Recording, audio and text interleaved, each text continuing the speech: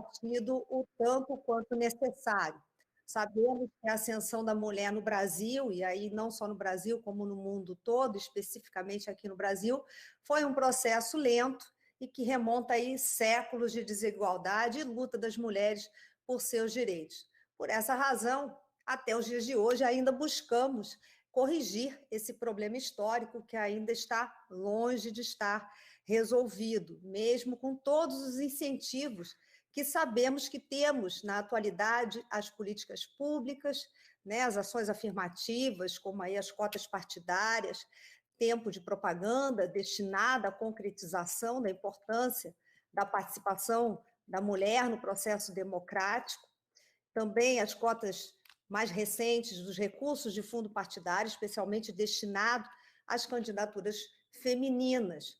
Mas, por outro lado, sabemos que essas políticas afirmativas todas implementadas ainda sofrem por, muitas vezes, não terem a sua efetividade garantida. Medidas de combate a fraudes estão sendo rigorosamente aplicadas pela Justiça Eleitoral.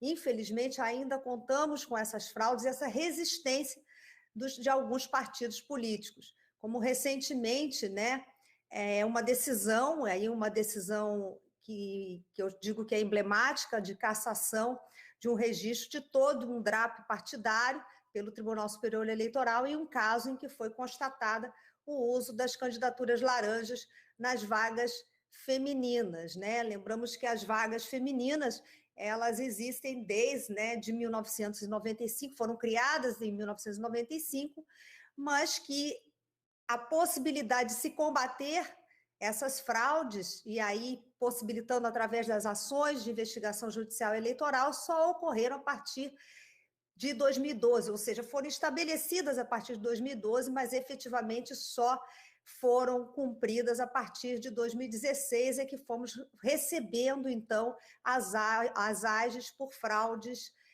nas candidaturas consideradas como laranjas. Os partidos insistiam em colocarem mulheres que nada faziam a não ser estarem ali para cumprir uma cota sem nenhum interesse ou mesmo nenhuma perspectiva de se elegerem sem qualquer chance de sucesso no pleito. Com relação ainda a essa não efetividade das políticas de incremento da participação feminina, uma questão relevante é a efetiva destinação dos recursos do fundo partidário para as candidaturas femininas.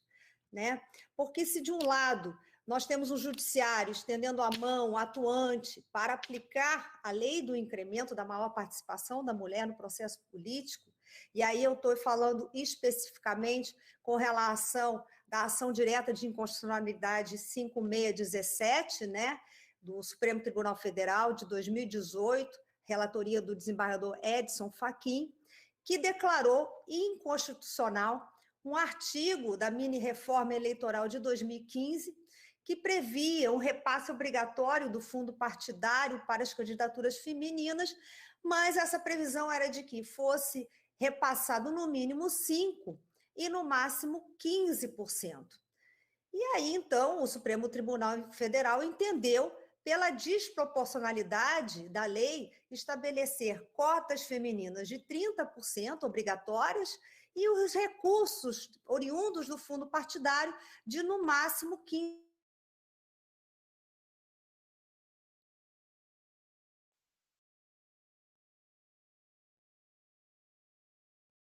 O STF determinou que esse valor fosse na mesma proporção dos 30%. Ocorre que na fiscalização desse efetivo cumprimento do repasse, do valor do fundo que caberia a essas mulheres pelos partidos políticos, a própria Justiça Eleitoral acaba retirando a eficácia de parte desse recolhimento em nome da jurisprudência dos processos de prestação de contas. E aí eu vou tentar explicar. A determinação do Supremo Tribunal Federal é de que os partidos políticos procedam à distribuição dos recursos do Fundo Especial de Financiamento de Campanha às candidaturas femininas de maneira proporcional ao número de concorrentes por gênero. porque visam garantir a efetividade ou incentivo da maior participação das mulheres no cenário político e de modo que essas candidatas efetivamente tenham, né, chances com um aporte financeiro para suas campanhas, elas tenham reais chances da disputa nos cargos eletivos, chances de conseguirem se eleger, para que não seja ineficaz, porque é imprescindível os recursos para uma eleição e é imprescindível que as mulheres tenham esses recursos destinados, esse repasse dos recursos, para que efetivamente sejam eleitas e aí com uma campanha no mesmo nível das campanhas masculinas. E nesse aspecto, deve haver uma postura rigorosa, tanto na implementação como na fiscalização dessas ações afirmativas que visam a garantir a maior participação da mulher na política. Uma ação, efetivamente, ela acaba dependendo da outra, né? Ocorre que, à luz da jurisprudência dos tribunais superiores eleitorais e dos tribunais regionais eleitorais e do TSE, a jurisprudência consolidada nos processos de prestação de contas, elas entendem que somente falhas graves, e daí considerada a proporcionalidade ou a razoabilidade da conduta, ensejarão a desaprovação das contas. E nesse posicionamento, não está sendo considerada como uma irregularidade grave na prestação de contas o repasse irregular para as candidatas femininas, quando esse valor não for superior a 10%. Ou seja, se o repasse se efetivar em 20% dos valores destinados às mulheres, as contas poderiam ser aprovadas com ressalvas. Ou seja, se esse repasse não ocorrer em 30%, mas ocorrer em 20%, ou seja, se a falta de repasse for de até 10%, não seria razoável desaprovar as contas. As contas poderiam, então, não haveria gravidade suficiente e as contas poderiam ser aprovadas com ressalva. Consequentemente... Doutora, 2 minutos para encerrar. Já estou acabando. Consequentemente, o quanto que deveria ser transferido de 30% deixa, muitas vezes, de ser observado ante essa branda penalidade ao partido que está ciente de que, se cuidar de não extrapolar o limite de 10% do valor devido, do total dos 30%, ele, então, poderá ter suas contas aprovadas com ressalva, sem maiores consequências, e a única aí consequência seria uma devolução dos valores aos cofres públicos, mas aí até em suaves prestações, que poderiam ser até em 60 meses. A meu sentir, qualquer conduta que amenize, de alguma forma, a sonegação do repasse de valores oriundos do fundo partidário destinados às mulheres, em detrimento do percentual mínimo que deve ser destinado, acabam por frustrar a real efetividade da política das cotas. E com essas considerações, eu concluo que a insuficiência dos investimentos financeiros nas candidaturas femininas é, sim, uma irregularidade grave, que não comporta uma mitigação, uma relativização de percentual, devendo ser considerada como uma forma de discriminação e de quebra da oportunidade entre homens e mulheres, ao menos até nós temos as mudanças aí almejadas, né, nos padrões minimamente aceitáveis de equivalência feminina no poder. E com essas palavras eu encerro aqui a minha breve e corrida exposição, agradecendo mais uma vez o convite. Muito obrigada.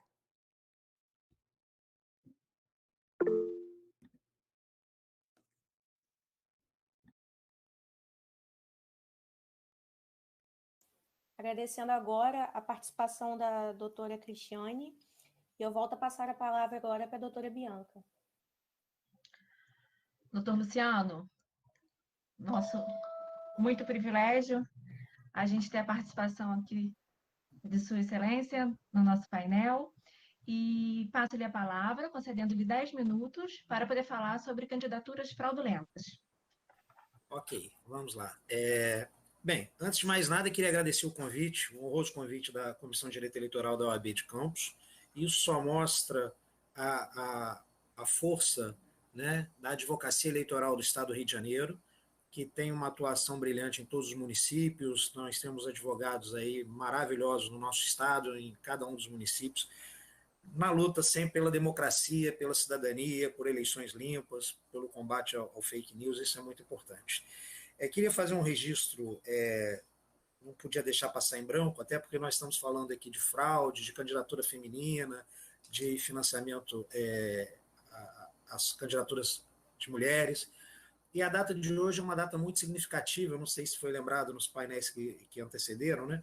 Mas no dia 27 de agosto de 1980, a sede da OAB Nacional foi vítima de um atentado, e naquele atentado foi vitimada a secretária do então presidente Eduardo Seabra, Lida Monteiro.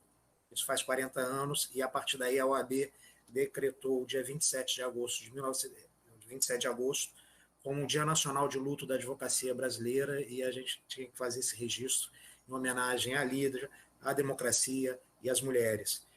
Queria, mais uma vez, agradecer também aí o presidente da OAB Campos, doutor Cristiano Miller, esteve com a gente na reunião do Conselho passada, a doutora Cristiane Frota, uma querida amiga, antes de mais nada, uma grande advogada, que muito honrou o TRE com a sua atuação, doutora Marilda Silveira, companheira minha lá da Abradep, também uma pessoa de grande luta, Bianca e Kelly, advogadas aí de Campos, integrantes da Comissão de Direito Eleitoral, que nos recebem nessa manhã. Pedindo desculpa aí por extrapolar com um pouquinho tempo, mas são registros que são importantes, eu não poderia passar aqui sem fazê-lo. Bem, de 2016, basicamente, as eleições de 2016 foram marcadas por uma série de ações discutindo a questão da fraude. Ali começa uma grande campanha jurídica, começa a dar resultados de combate às fraudes nas cotas de gênero. A fraude na cota de gênero, a gente tem que levar ela sobre vários aspectos. Uma delas é a própria atuação dos partidos políticos. Muitos partidos políticos não têm uma vida dinâmica como deveriam ter, não estimulam o surgimento de novas lideranças, não fazem uma preparação para que, quando chegasse o período eleitoral, pudesse apresentar efetivamente candidatas e candidatos comprometidos com todo um processo político, uma participação política. Muitos partidos, a gente sabe disso, infelizmente, isso não é um fato no Rio de Janeiro, é um fato em todo o país. Muitos partidos funcionam, no caso dos municípios, funcionam a cada 4 anos. E aí fica o presidente de partido, a liderança da chapa majoritária, catando um, catando o outro para formar ali, dentro de um viés eleitoral, e não se preparam para a construção de candidaturas efetivas. Eu já há mais de um ano venho discutindo isso com todo presidente de partido que vem conversar comigo, eu chamo essa atenção. Olha, trabalhem as mulheres, preparem, qualifiquem, não só as mulheres, os próprios homens, também tem muitos homens que não se preparam, não se capacitam. E aí falo, olha, vocês correm o risco de, se tiver uma candidata comprovadamente laranja, vão perder o drapo inteiro, inclusive candidatos eleitos. Esse é um aspecto muito positivo desse tipo de ação. Mas também não é um remédio, não é uma receita de bolo, não pode ser aplicada em todos os casos. Efetivamente, apenas o fato da candidata ter 0 voto ou deixar de ter 0 voto, de ter mais recursos, ou de ter mais material, ou de ter feito efetivamente uma campanha, necessariamente essa responsabilidade não é só do partido também, porque a dinâmica da política é muito diferente da teoria. Eu tenho um caso aqui no Rio de Janeiro, julgado em 2018, que a gente discutia esse tema e que a relatora, inclusive, uma mulher, uma grande juíza do Tribunal de Justiça do Rio de Janeiro, que atuou no TRE como desembargadora eleitoral, doutora Cristina Serra Feijó, que fez uma avaliação muito profunda de um caso a respeito disso, e aí é o que a gente discute. A alegação de fraude não pode ser apenas isoladamente, tem que ver todo um conjunto, toda uma prova robusta. Nós temos que verificar realmente o que ocorreu com aquela candidatura. Nesse caso que eu estou citando, por exemplo, haviam 2 candidatas com 0 voto e haviam 2 candidatos, também masculinos, com 0 voto, ou seja, 50% para cada gênero. A outra chapa que impugnou essa chapa, também tinha candidato com 0 voto. Aí eu falo, mas o direito não socorre a quem dorme, por que não impugnaram a chapa? Não impugnaram a chapa adversária por um simples fato. Quando você não vê no outro a má-fé que você não teve. Né? Então, se o partido lá, aquele conjunto de candidatos, não teve a intenção de macular o pleito ou de fraudar, ele entende que aquele 0 voto lá é o mesmo que pode ter acontecido com ele aqui e não entrou no embate. Né? Poderia ter entrado, né? Seria uma tese. O que a gente viu nesse caso especificamente é o quê? As candidatas tiveram impugnações aos seus registros. Perderam, ganharam, recorreram, tramitaram, tiveram o registro deferido há pouco tempo antes da data da eleição, onde já não cabia mais uma substituição por conta do prazo. Uma delas terminando sua faculdade com todo esse imbróglio, com toda essa questão de dificuldade em obter o registro, fez uma campanha. A gente sabe que todo candidato sob júdice, ele tem naturalmente um certo esvaziamento, né? Porque as pessoas ficam naquela, vou jogar meu voto fora, vou votar no fulano não vai ter o registro deferido. Então tem toda uma série de detalhes que a gente tem que analisar, ao invés de simplesmente pegar o mapa e falar, teve 0 voto, tem fraude. Um fato que a doutora Cristiane levantou sobre financiamento também é muito importante, porque existem... a gente garante a cota, os 30%, os 50%, tem partidos aqui que eu estou acompanhando que vai ter 50%, né? Tem partidos que, pelo contrário, vão reduzir o número de candidatos para poder se adequar à cota. Eu vi um partido numa cidade que vai lançar 32 candidatos, vai lançar 15, porque não conseguiu fazer esse equilíbrio. Melhor assim. Também não tem uma justificativa a gente ter 150% de candidatos em relação às vagas. Ninguém vai eleger os 100%, que dirá os 150%. Vai eleger os 100% e ficar com 150% de suplentes. Isso é algo que também deveria ser discutido e iria facilitar muito que é a qualificação dos candidatos. Né? Uma desistência no meio do curso da eleição também é muito comum. A gente vê isso muito. Muitas vezes em cidades pequenas, onde o vereador às vezes se elege com 350 votos, 400 votos, ele sai de casa com a família ali em torno de 50, e se ele chega na reta final e vê que não vai conseguir chegar aos 350, muitas vezes ele se alia a um outro que está ali com seus 200, 200 e pouco, para dali fazer uma articulação, uma soma, olha, eu vou te ajudar agora, você abre um espaço para um programa que eu quero desenvolver, seja no esporte, seja na cultura. A gente sabe que a política tem essa dinâmica. Doutor, 2 minutos para o seu final. Tá certo. Então, basicamente é isso. É um mecanismo que a gente tem que valorizar muito, a participação da mulher. Agora está se discutindo a questão da cota para negros. Eu acho que isso é fundamental. A gente não pode ter um plenário tão disforme em relação à composição da sociedade. Aqui em Niterói, a cidade onde eu resido, nós temos uma Câmara de Vereadores de 21 membros, e que boa parte dos últimos 20 anos, 30 anos, nós tivemos um período que só haviam lá homens brancos, classe média. Né? De um tempo para cá isso mudou. Nós tivemos 2 mulheres negras de luta, nós tivemos outros perfis que democratizam tanto quanto esse equilíbrio da representatividade, mas o fato é esse. Se a gente tem, efetivamente, ausência de campanha eleitoral, ausência de recursos, o 0 voto, são uma série de indícios que devem ser analisados dentro do fato concreto. Né? E todo tipo de fraude, obviamente, tem que ser combatida de forma enérgica.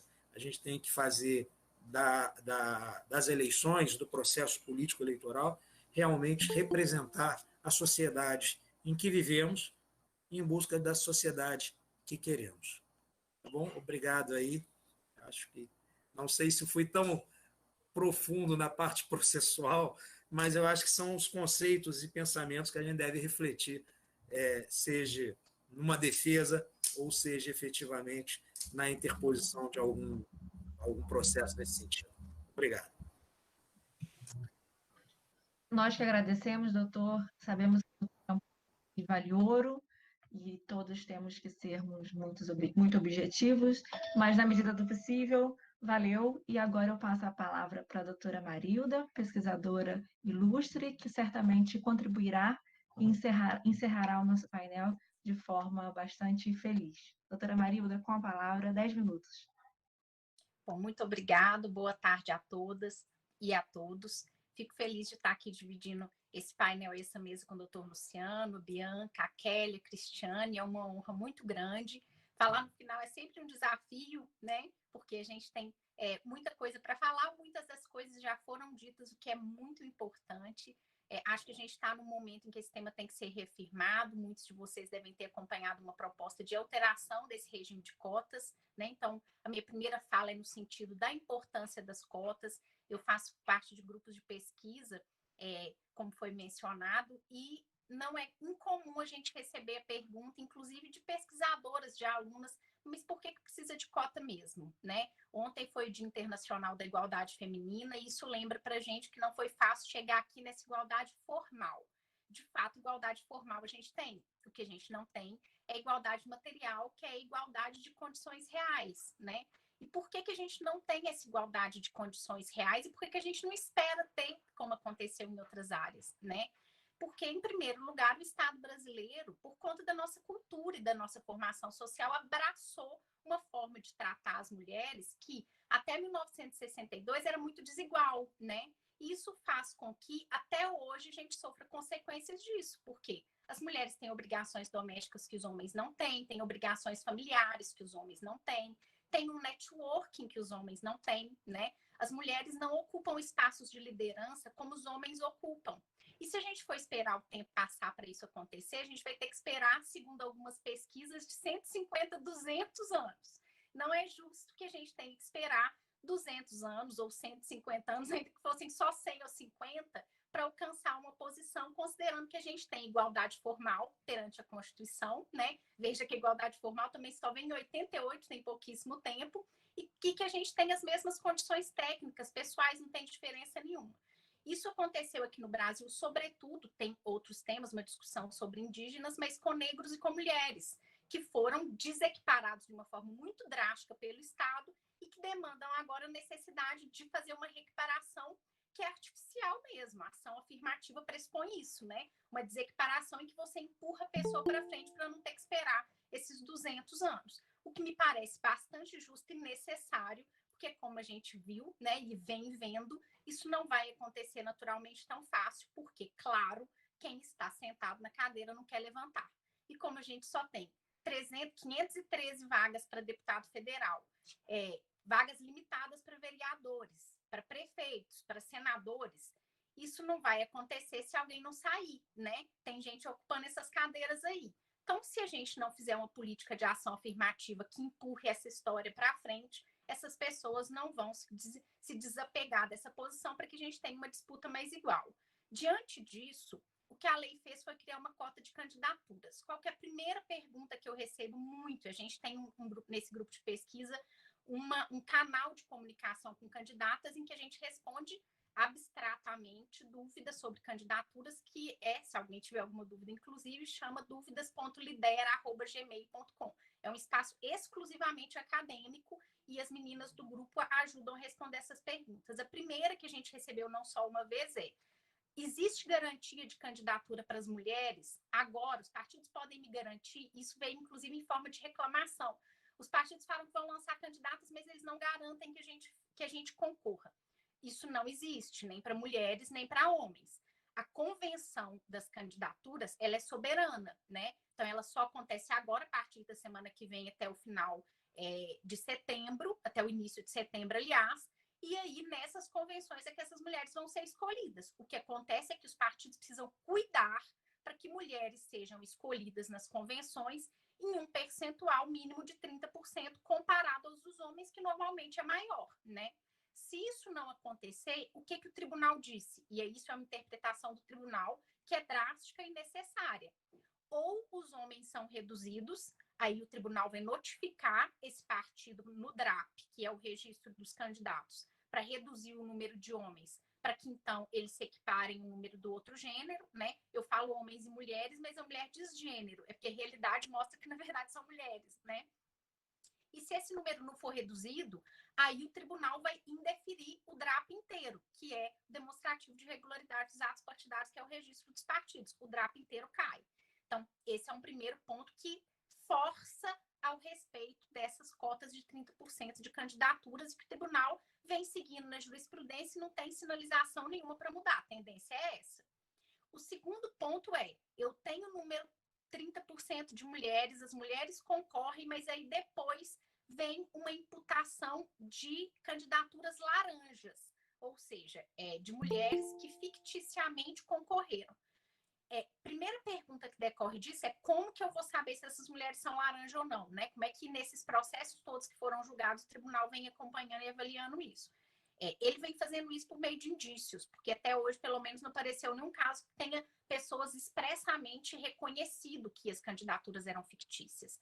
Isso vem pela prestação de contas, as candidatas não gastaram dinheiro nenhum, em primeiro lugar, ou não fizeram campanha nenhuma, ou pediram votos, fizeram campanhas para outras pessoas, ou elas, no meio das eleições, desistiram formalmente das suas candidaturas. Então, esse conjunto de feixes que seriam indícios levam à conclusão de que não se teria candidatura verdadeira.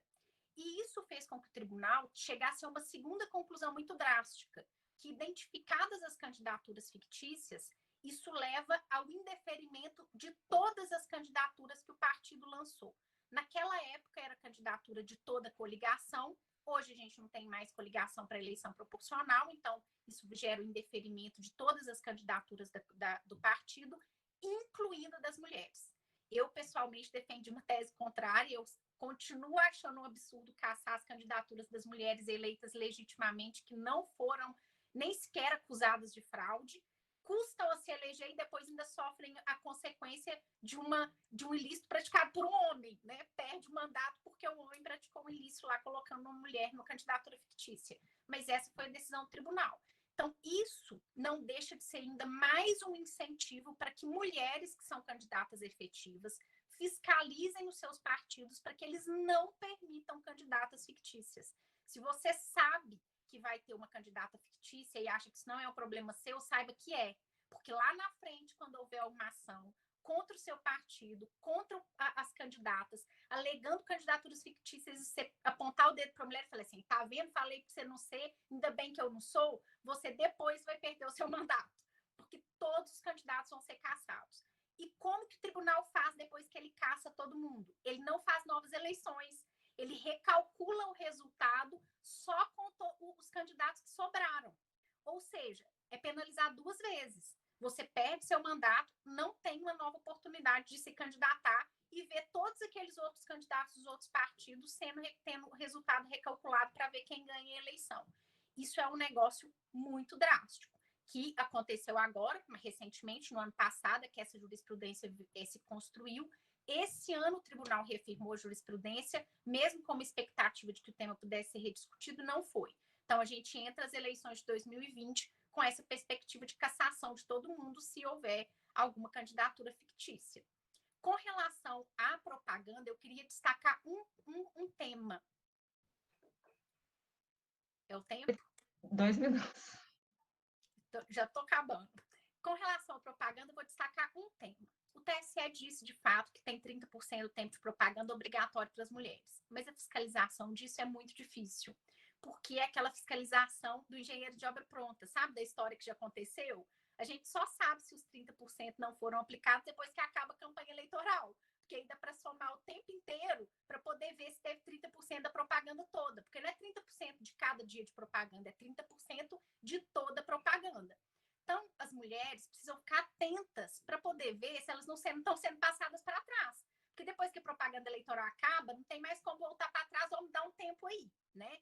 Precisa ficar em cima dos partidos, denunciar para o Ministério Público, para que o Ministério Público tenha tempo de ir atrás dos partidos para dizer assim, olha, de fato, você está deixando tudo para o final, onde você vai enfiar tempo de propaganda para a cota de gênero aí, se a propaganda já está acabando, né? E com relação aos gastos, último tópico, Também me perguntam muito se pode gastar o dinheiro para candidaturas a vice. Não só pode, como deve. Vice não é menos importante do que o titular. Veja que no Brasil a gente teve vários candidatos a vice-presidentes da República, né? Também é um espaço relevante. O que me aconselho é, no caso de vice, abra a conta de vice, porque vice só abre conta bancária se quiser. Mas, sendo o dinheiro destacado para a cota de gênero destinado a uma candidatura a vice, isso precisa ficar visível. Então, a mulher tem que abrir a sua conta para o dinheiro ir para a mulher, para que ela também seja protagonista da campanha. Porque, é claro, se o dinheiro vai para ela é a mulher, ela é destinatária de cota de gênero, ela tem que ser protagonista da propaganda de onde esses recursos vão ser aplicados, né? Esse é um ponto relevante. E, por último, candidaturas em chapa conjunta, aquelas dobradinhas, pode fazer, não tem problema. Agora, faça nota técnica explicando, para ninguém acusar de você estar pegando dinheiro que é seu, que é da cota de gênero, e usando em favor, eventualmente, de um homem, ainda que ele concorra junto com você. São muitos temas, por isso que a gente abriu esse canal de comunicação, mas o mais importante é que, ainda que esteja dando pouco certo, a tendência é de que vai dar muito mais certo. Esse ano a gente já cresceu 15% das deputadas federais, e eu não tenho dúvida que o próximo passo é reserva de cadeiras, para a gente poder acabar com essa desigualdade material que ainda existe no Brasil. Muito obrigada, gente. Nós que agradecemos a sua contribuição.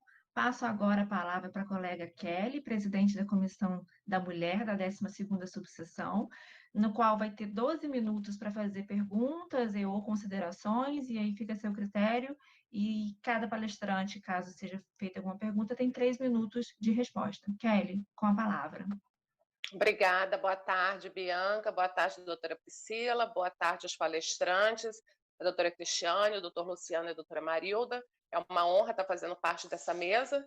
Esse ano, realmente, nós temos umas eleições atípicas, como a doutora Ana Tereza falou na primeira mesa, né, que a gente tem a pandemia, tem a crise econômica, e a gente tem as mulheres que já sofrem inúmeros obstáculos para conseguir alcançar, ocupar esses espaços de poder, né? E com todo esse cenário, essa situação de desigualdade se amplia ainda mais. Eu acredito que a gente realmente só vai alcançar a paridade de gênero no parlamento quando a gente tiver mesmo reserva de cadeiras, como a gente já tem em outros países na América Latina. Eu tenho aqui uma pergunta para cada, né? Eu vou fazer primeiro a pergunta para a doutora Cristiane. São 2 perguntas. Uma pergunta é se a vedação da doação jurídica impactou no financiamento das campanhas femininas. E aí eu já vou fazer logo a outra pergunta, se a utilização dos recursos do Fundo Especial de Financiamento para as candidaturas femininas impede o repasse de mulheres para a candidatura masculina. E problematizando, uma candidata a prefeita pode repassar recursos recebidos para o vereador homem em fazendo dobradinha? Essas são as 2 perguntas. Eu acho que eu vou esperar ela responder e aí depois eu faço a pergunta para os outros palestrantes. Muito obrigada, doutora Kelly, pela pergunta.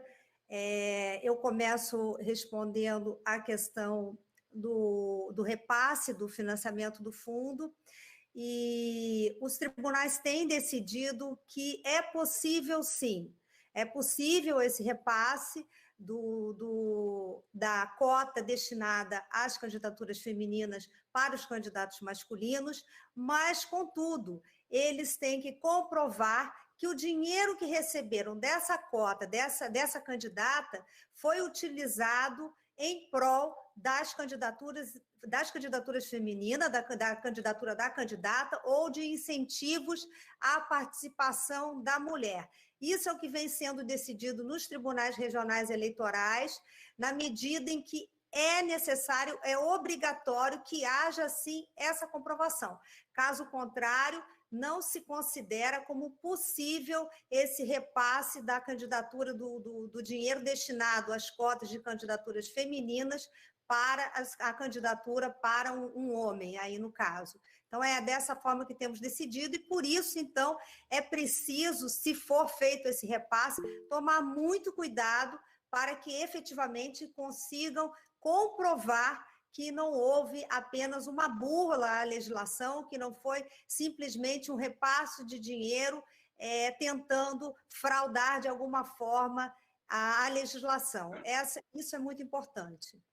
E com relação à segunda pergunta, eu sou totalmente a favor, né, dessa proibição das doações de pessoas jurídicas. Eu, particularmente, essa é a minha opinião pessoal, eu acho que as campanhas ficavam sendo muito dispendiosas e eu acho que o jogo ficava muito agressivo até, né? O jogo político. E esse não era o objetivo.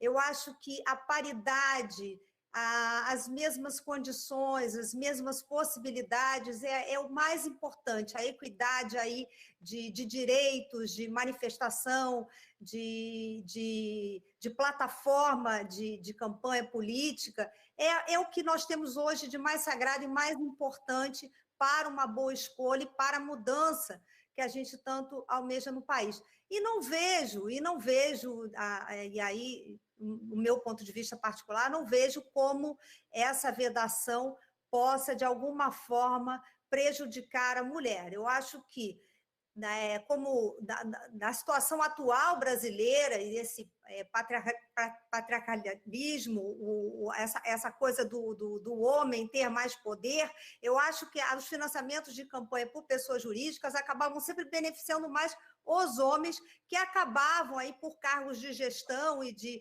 ascensão empresarial, acabavam tendo mais possibilidade de acesso às grandes empresas e aí de ter as doações a seu favor do que as próprias mulheres. Eu acho que as mulheres teriam muito menos acesso a essa possibilidade de doação de campanha de pessoa jurídica do que os homens. Então, ao contrário, não vejo como isso possa ter prejudicado. Muito obrigada, doutora Cristiane. Eu vou direcionar a pergunta agora para o doutor Luciano. Gostariam de saber quais são os meios legais eficazes de apuração dos ilícitos envolvendo fraude.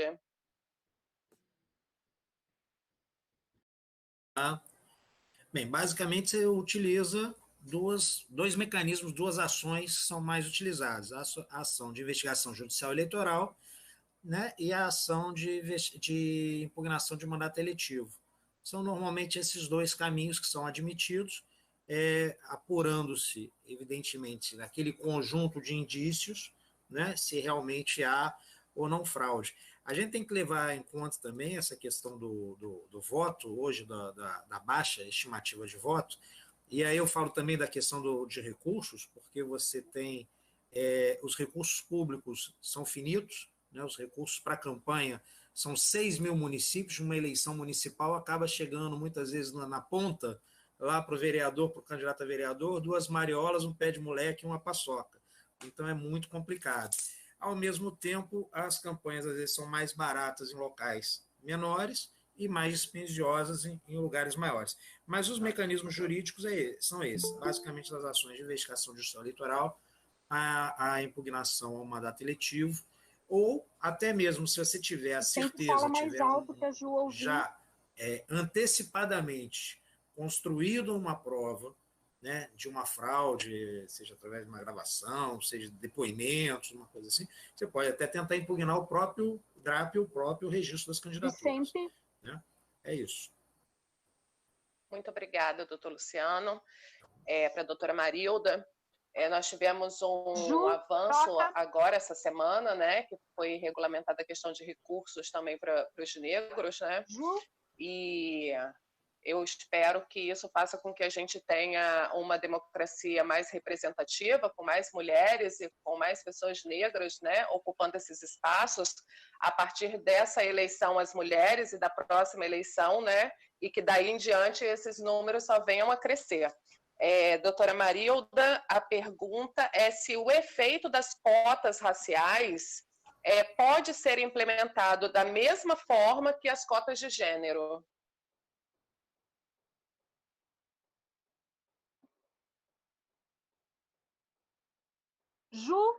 Eu acho que eu não estou ouvindo.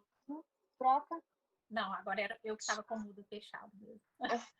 Não, eu dizia que pergunta difícil. O que acontece é o seguinte, o que o TSE decidiu, né, agora foi que as pessoas, os partidos nas eleições a partir de 2022 vão ter que direcionar os recursos proporcionais ao número dos candidatos. Aí o que acontece? Esse número proporcional ao número de candidatos é vinculado a um elemento livre, que é o número de candidatos, né? Quando a gente está falando de cota de gênero, a gente tem um percentual mínimo de candidatos, que é 30%. E aí o tribunal, quando vinculou os 30% de gasto ao 30% de candidata, ele fez uma coisa que impede o partido de fugir de ter que dar esse dinheiro, né? Porque aconteceu isso comigo antes. Tem que ter 30% de você candidatos. indicou 53 e eu fiquei interpretando até 57. Né? Quando o TSE aí o Lucas me ligou uma vez e ligou duas para me avisar que já tinha se trocado. O Vicente fala, mas a gente não ouve porque ele está falando muito baixo e eu não consigo enxergar no chat. Os partidos sabendo direcionar dinheiro obrigatoriamente para os negros, eles podem simplesmente fugir de ter candidatos negros, né? Isso é um dado que, infelizmente, é um dado com o qual a gente tem que lidar. Como lidar com esse dado? Essa que é a questão, né? Acho que o primeiro fator é toda ação afirmativa tem backlash. A gente precisa lidar com isso. Quem não está no grupo minoritário não se sente confortável com a ação afirmativa. Sempre vai dizer que se a pessoa esforçar muito, não precisa, não adianta, deixa o tempo que o tempo cura, né? Então, esse efeito backlash vai ter mesmo. E é natural que aquelas pessoas que sejam afetadas por esse efeito backlash tendam a encontrar caminhos para sair. O que a gente pode dizer? Vamos esperar o Congresso manifestar ou vamos esperar que as pessoas percebam essa ação dos partidos para que elas reajam negativamente a essa ação do partido? Esse me parece o melhor caminho. Evidentemente que o mundo ideal seria que as cotas para os negros tivessem o mesmo modelo das cotas para as mulheres. Cota de candidatura com cota de direcionamento de recursos. Mas na cota de direcionamento dos candidatos, com o que eu concordo, e o TSE assim decidiu, é preciso uma decisão do Congresso Nacional com alteração da lei. O que me parece que tem um espaço de dúvida, né, que gera muito questionamento nessa decisão do TSE, é a forma de decisão, né, ter decidido isso no meio de uma consulta, que tem efeito vinculante, mas é uma consulta, não tem audiência pública, não tem nada, né? Isso, de fato, é uma coisa que causa um certo estranhamento. Talvez essa fosse uma decisão melhor discutida, com um lugar melhor de discussão, numa DPF no Supremo Tribunal Federal. E aí a gente afastaria essa discussão preliminar, né? Numa DPF no Supremo Tribunal Federal, mas aí é uma opinião pessoal minha, né? Não teria a menor dúvida de que, de fato, esses artigos de direcionamento de recursos para as candidaturas mereceriam uma interpretação conforme para direcionamento proporcional de recursos. Agora, a criação de cotas de candidaturas para negros é um passo que, de fato, depende do Congresso Nacional, que não é fácil. Igual fazer reserva de cadeiras mesmo de vagas para as mulheres, né?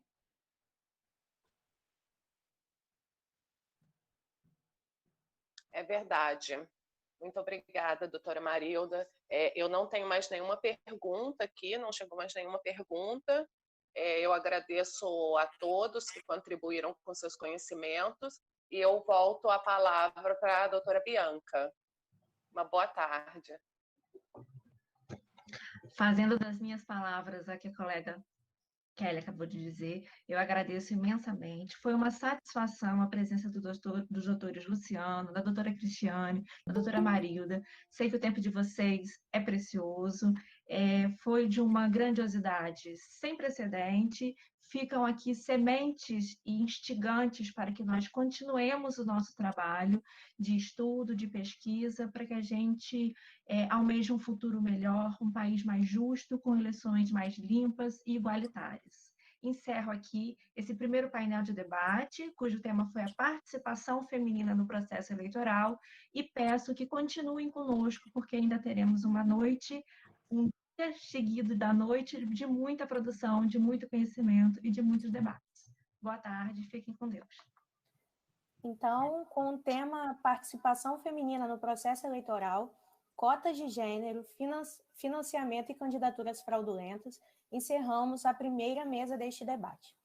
Agradecemos aos participantes neste momento por tanto conhecimento sobre o assunto e por muito nos auxiliar. Presidente, doutora Bianca Cruz de Carvalho, mediadora, doutora Kelly Viter, palestrantes, doutora Cristiane de Medeiros Brito Chaves Frota, doutor Luciano Alvarenga, doutora Marilda de Paula Silveira. Muito obrigada.